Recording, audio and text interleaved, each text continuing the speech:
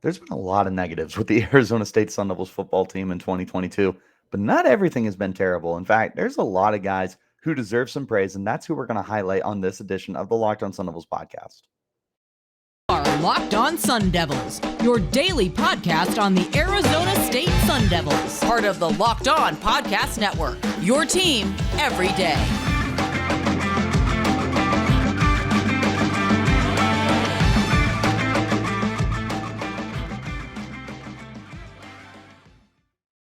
Hello and welcome to this edition of the Locked On Sun Devils podcast. My name is Richie Bradshaw. I am your guide for everything Arizona State Sun Devils. Thank you all so much, as always, for making us your first listen of the day. The podcast is free and available on all platforms, including YouTube, if you want to check us out in that visual platform. But wherever you do your podcast, hit like and subscribe, and make sure you turn on those notifications so you get an update every time we post new content, which is Monday through Friday. In order to stay in touch with all that content, make sure that you're following me on Twitter. You can find me at RichieBrats36. You can find the podcast while you're there as well at LO_Sun Devils. Follow both of those and stay in touch with everything going on with the Arizona State Sun Devils all the time. Let's go into today's conversation. What I want to take a look at is I've been very negative lately. And I mean, to a certain extent, I feel like I'm allowed to be negative with the state of the program and the 1-3 record and the fact that the rest of the season is not promising by any stretch of the imagination. But it's not really fun to be negative Nancy. It's not fun to consistently be looking down on your own program. So what I wanted to do today is I wanted to give some appreciation to some of the Arizona State Sun Devil players who are playing better than the circumstance that is going through the team right now. So there's three guys that stand out to me the most, but there are going to be plenty of other guys that I highlight as we go through. So let's go ahead and start with the most obvious one, Xazavian Valladay. Valladay, whatever you want to call him, the X Factor. He's Mr. Do-It-All this year. He's been so good. And if he wasn't on this team, Arizona State would be in so much trouble right now. He truly has been a transcendent player for you. He has been everything you needed on the offensive side of the ball. You're finally starting to get him more incorporated into the passing game, which I'm excited about. He now has 7 catches on the year, 55 yards, so very healthy 7.9 yards of reception. You'll take that every day of the week that ends in Y and twice on Saturdays. But where he's doing his real damage is on the ground, where he's averaging 6.5 yards a carry. He's got almost 400 yards and 4 touchdowns on the year. He's been terrific. Truly, you can put him in the conversation for the Doak Walker Award this year, which is the award obviously given out to the best running back in the nation. He's up there. He really is.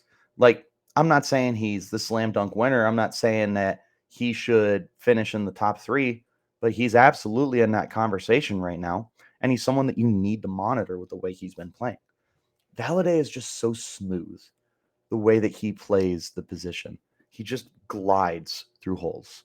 And it's so impressive to me. It just seems effortless, the way that he just plays the position.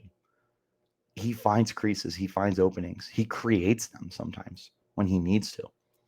Valladay has been a very, very special player for this offense. Again, if you take Valladay off this team, I don't know how good the offense is. Like, you literally are running your team through Valladay right now.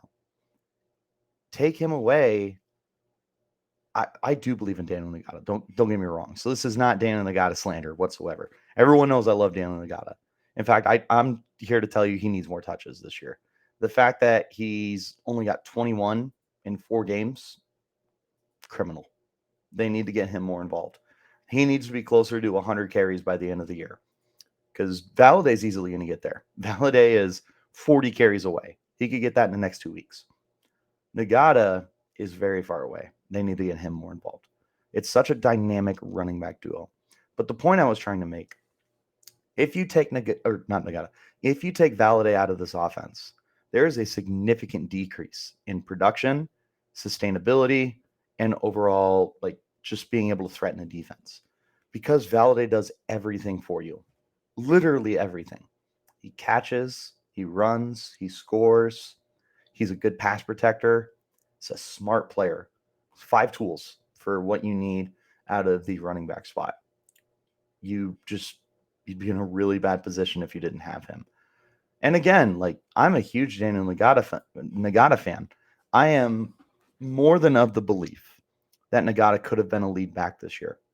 And I am, more than beyond impressed that he stayed at the program instead of transferring out when Valladay came in.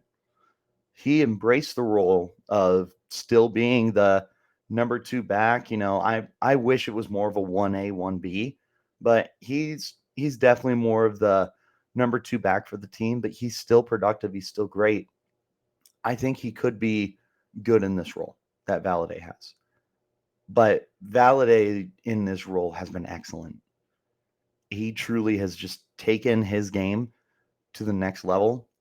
I think that right now he is not coming back in 2023. He's going to go to the NFL draft and he's going to get drafted. Now, is he going to be a 3rd round pick like Rachaad White, or is he going to be a 7th round pick like Eno Benjamin? Is he going to be picked at all? I don't know. It's a lot of time left between now and April, but he is certainly building himself up a pretty impressive resume to where if he wanted to get drafted in the NFL, he is on the right track. The other thing that's so impressive about him, he's doing this with an offensive line that's really not that great. They admittedly are much better run blocking than they are pass blocking. Ladarius Henderson is a very, very, very good guard. And I want to throw some praise his way too real quick. Yeah, I'm going to detour just really quick to talk about Ladarius Henderson because I said I wanted to talk about more than just these 3 guys. Ladarius Henderson has been such a godsend on what has been call a spade, atrocious offensive line. They have consistently let Emory Jones down this year. He's only been sacked 9 times in 4 games, but remember that one of those games was against NAU, and the 2 games against Utah and Oklahoma State, I believe he was sacked 7 times between those 2 games. So, 7 sacks in 2 games against Power 5 competition, it's not ideal. And their road is not going to be any easier. But Ladarius Henderson has been a sight for sore eyes. And how funny is it that he actually gave up a sack for the first time in it was 20 games or something like that? I don't know. It was something insane. But he gave up a sack on Saturday night. And you still sat there and you were like, damn, this guy's really good. In fact, he gave up that sack and you just sat there and you're like, that's how you know that this is just not Arizona State's night. Is they literally are watching their best offensive lineman give up a play that he doesn't give up. He's really good. Ben Scott is pretty darn solid. The rest of the offensive line is suspect. They need to make a change, especially at left tackle. But anyways, Valladay is definitely exceeding the circumstances of the offensive line, short of a couple players there. He's made everyone look better. I mean, this Arizona State offensive line, or not offensive line, this Arizona State run game is averaging 4.5 yards per carry. That's in spite of the 0.4 yards per carry that Emory Jones has right now. Between Valladay and Nagata, you have 6.5 and 6 yards per carry, respectively. Valladay's been insane. Valladay has been everything that you needed and a bag of peanuts. I don't want to know where you would be without him. One quick break, and then we will hop back into this conversation. First, I want to talk to you about our friends over at BetOnline. BetOnline.net is your number 1 source for all football betting information this season. Find all the latest player developments, team matchups, news, podcasts, and in-depth articles and analysis on every game you can find. And as always, BetOnline remains your continued source for all your sports wagering information with live betting and up-to-the-minute scores for every sport out there. The fastest and easiest way to check in on all your favorite games and events, including Major League Baseball, MMA, boxing, and golf. Head to betonline.net or use your mobile device to learn more about the trends and action that are happening right now at BetOnline, where the game starts. All right, guys, back into our amazing, amazing conversation about lifting up our players instead of tearing them down. Next thing I want to talk about, I feel like he might have been the biggest surprise of the year for the mainstream media, for the fans who weren't at practices and whatnot. That's Elijah Badger. Elijah Badger has become your number one receiver, convincingly. It's not close. Looking on the year, Badger has 22 catches. He has 293 yards, and he's got a touchdown. For what it's worth, there are only 3 touchdown receptions on this team, but Badger has one of them, so he's tied for first. Receptions, he has 22. Next closest guy, Giovanni Sanders, with 10. So he more than doubles him. 293 receiving yards. Next guy, Giovanni Sanders, 164. Keep in mind, one of those catches was 73 yards. So you take that away, and I mean, he's got 9 catches for somewhere in the 90-yard range. I'm not sure off the top of my head. Don't make me do math right now, though. This is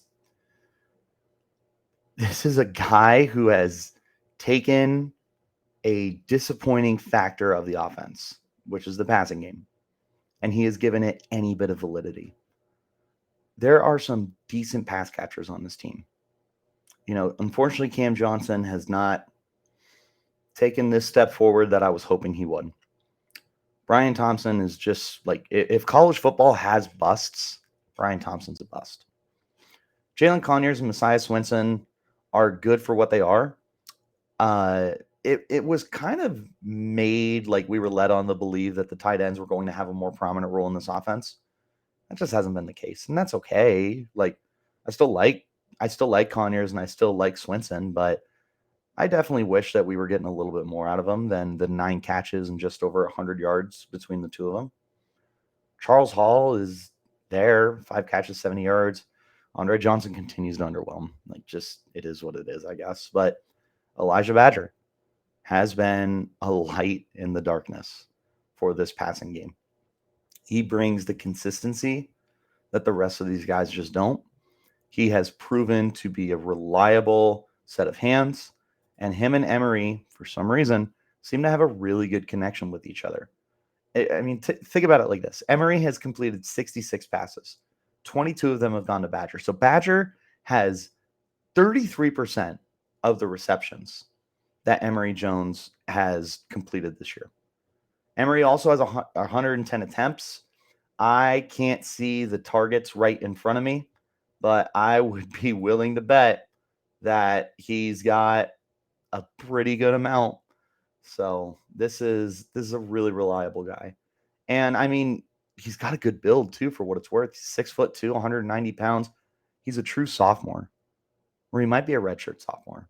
Regardless, he's a sophomore, so he'll be back next year. And that's huge. You have the potential to develop your next best wide receiver, something you haven't had since Brandon Ayuk when he left in 2020, something you haven't had since N'Keal Harry left in 2019. You potentially finally have a number one receiver here. That is one of the most overlooked storylines so far of the entire year for Arizona State. We have not brought up how good Elijah Badger has been. Part of that is because of how bad the team has been. I understand that. It's hard to look at positives when you're 1-3 and you've lost 3 straight, and there are 3 blowouts, honestly. Like, is what it is. 9-point loss to Eastern Michigan's a blowout as far as I'm concerned. But Badger has proven to be a bright spot in an otherwise very dim offense. His worst game of the year was NAU. He caught 4 passes, 38 yards. Every game since then, he's had at least 5 catches and 76 yards. He's everything you need. He's had a 20-yard reception in all 3 games, too. He's making plays. He's proving to be reliable, and he's giving you a lot of hope for the future. I really, really am happy with what I have seen out of Elijah Badger. Let's take one more small little break. When we return, we're going to pick it up with a couple more guys. I want to highlight one in particular. If you're not subscribed to the Locked On Pac-12 podcast already, you need to do that. No excuses, guys. This is the best podcast in the world after the Locked On Sun Devils, but certainly for keeping in touch with the Conference of Champions and knowing everything you need to know about all of ASU's rivals. Get all your news on the Conference of Champions in 30 minutes or less with my good friend and number one fan of the podcast, Spencer McLaughlin. Make it your second listen of the day. We've talked offense. Before we hop into the final guy I want to talk about, it was really difficult to pick one of these two over the other two, like officially put in my three, quote unquote. Again, there's a lot more players than just three that I want to highlight here on this list. There's been a lot of very good players. So I want to read off just a few names that I've been happy with. Chris Edmonds, been incredibly satisfied with what you've gotten out of Chris Edmonds. He has been that true roaming safety, and he's massive too. He's 6'3", got an interception on the air. He probably should have housed it, but unfortunately there was a penalty that wiped that opportunity away from him. Nonetheless, he's been a very strong presence in the secondary. Nesta Jade Silvera has been dominant on the defensive line as well. Dude just moves and glides along the line. It doesn't make sense for someone as big as him to be as fluid and athletic as he has been moving.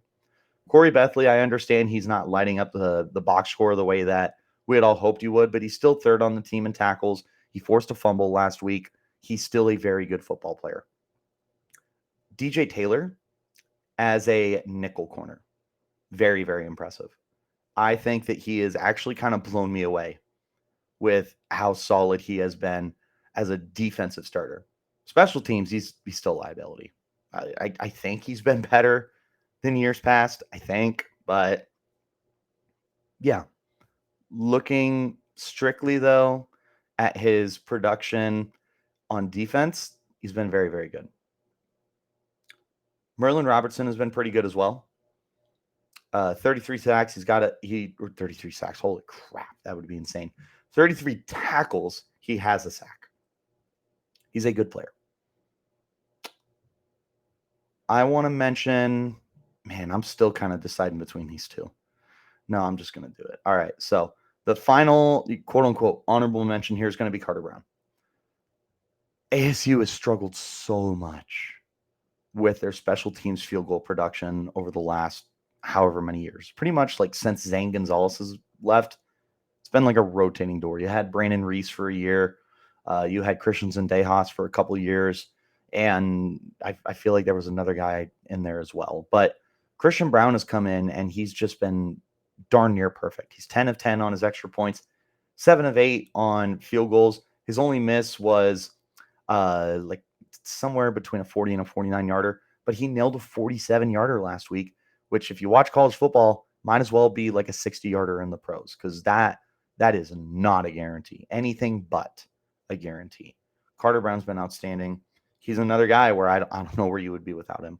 But the final guy that I want to talk about, Kyle Soli. He is playing out of his mind. Like his hair is on fire. He's running around the field. If you're in front of him, he's going to tackle you. I feel like he has not missed very many opportunities this year, which shouldn't be a surprise that he leads the team convincingly in tackles with 51.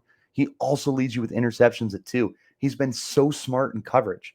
Like he's able to read the quarterback and just hop on the ball. And I mean, one of his interceptions was on Spencer Sanders. That's an impressive interception. Spencer Sanders does not turn the ball over a lot for Oklahoma State. Or, if he does it, it's a bad day. So for you to get a turnover on one of the best offenses in college football, that's remarkable. Kyle Soelle is legit. And I was not his biggest fan last year. And I was hesitant on him going into this year.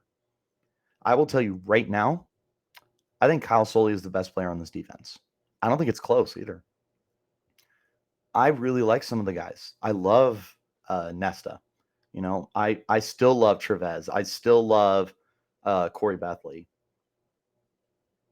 Kyle Soelle is on a whole other plane of existence with the way he's playing football right now. It's beyond impressive. I am so happy that we have someone on the defensive side of the ball who's been able to step up, produce, and keep us in games. Even if it's still blowouts. I don't want to know where you'd be without Kyle Soelle, his 2 turnovers, and his tackling prowess. This guy's made himself a lot of money this year.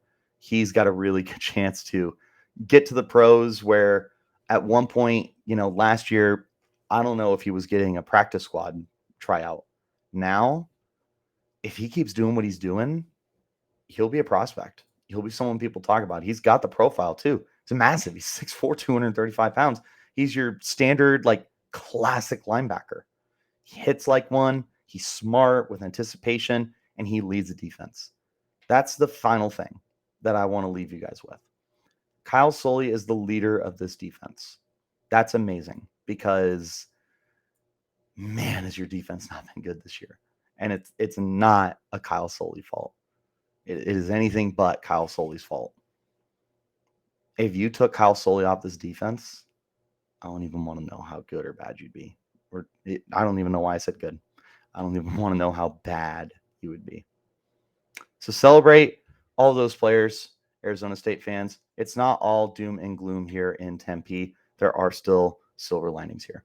That's everything I got for you today on this edition of the Locked On Sun Devils podcast.